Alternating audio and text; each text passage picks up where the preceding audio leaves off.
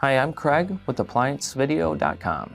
Today, we'll be taking a look at the noise filter on this Whirlpool top-load washing machine.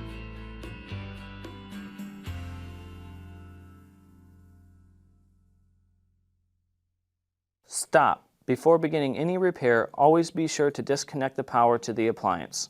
It is also recommended to test the outlet for the proper voltage. Remember to also turn off the water.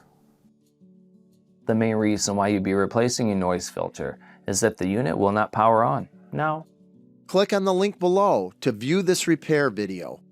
ApplianceVideo.com guides you step by step, giving you the confidence to avoid recalls and callbacks, also saving time on repairs.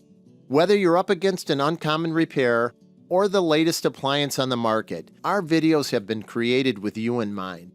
Our growing library of videos have been produced using our factory-certified technicians who have extensive infield experience over the past 30 years. ApplianceVideo.com provides high-quality repair videos that anyone can follow, regardless of their skill level. We are here to help. Click on the link below to view this repair video and let us help you do it right the first time.